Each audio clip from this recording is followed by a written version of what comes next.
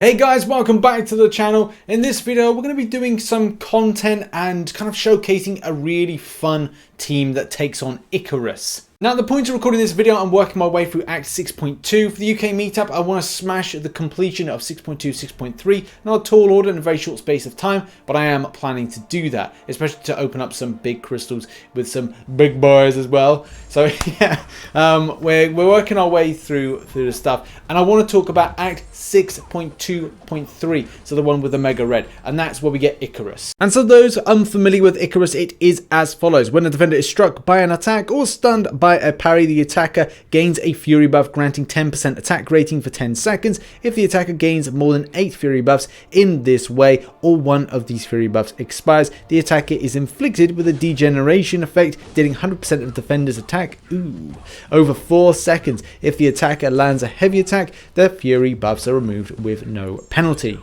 Yeah, if you don't play this well enough, you can be hit with very nasty degeneration. But there are some decent teams out there, and I'm not saying this is the best team, not by a long shot, because there are different types of options available to you, and especially if you know the way these enemy nodes work. And I do like other ideas like Sabretooth, where he's got furies that he's able to convert, and that could be a really cool thing. But I really like this teaming together, except for Blade. Blade's just there for the sake of it. But I like Archangel, Dr. Doom, and as well Domino with the Incinerate synergy. The methods with these three champions to cheese this particular node are as follows. So you got Dr. Doom first and foremost, with that lovely little putting a shock damage on. Obviously, if you've got high signature one and you've got high percentage of putting a shock damage on, going into that pimp slap is really cool, and as well is that heavy attack rinse and repeat method.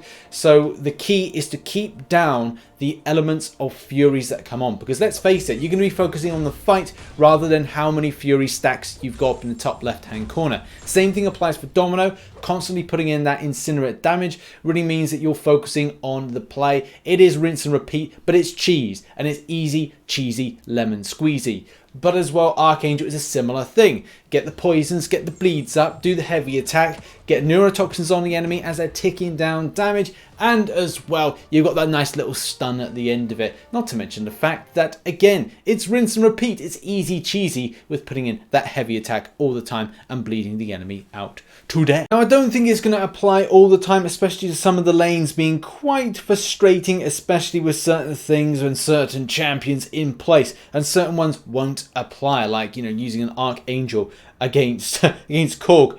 Don't go there, girlfriend. But as well, you know, against Nick Fury, yeah, of course, that could be helpful. And as well, there will be certain lanes where all or nothing, that is going to be all about utilizing Dr. Doom for it. Now, you're probably saying to yourself, Rich, what about the end boss? That's a mega red. Doesn't he have limber? Yes, you're absolutely right, person that may or may not have said that. But yes, that's the thing. And what champion would be best for this is got to be Dr. Doom. Of this easy cheesy team, Dr. Doom does have the goal. He has the aspirations. He has everything, especially when putting in that shock damage and then putting in with the lovely pimp slap to stun. Because again, you're then shrugging off those fury effects. Keeping it SP1, I would recommend. Yeah, you could put it down to SP3, but I just kind of feel that the way that you can control the battle, it's a little bit slower, but at the same time, it's really easy to control it without having to, again, worry about the top left-hand corner and stuff going on with that. But as well, just talking a little bit more about Domino. Now, you don't have to just go down to the heavy attack and incinerate method, but at the same time, again, this is all about cheesing this, and cheesing this is basically meaning it's easy as possible for the amount of effort you're putting in to any given fight. But yeah, you can smash out with an SP2 or an SP3, or when it's a case that you've got a stun up and you want to do an SP1 to refresh it, then that could be a really cool option as well. And that's brilliant, fantastic, good for you. But again, it's not easy and it's not cheesy. So that's the thing. If you want some easy cheesy options in order to work this node, that Icarus node, then look towards people like this, and as well teams that cast decent stuns, especially to kind of like rinse and repeat methods with doing a lot of damage, putting in a stun, and then hitting a heavy attack to then take those fury attacks, those fury buffs off you.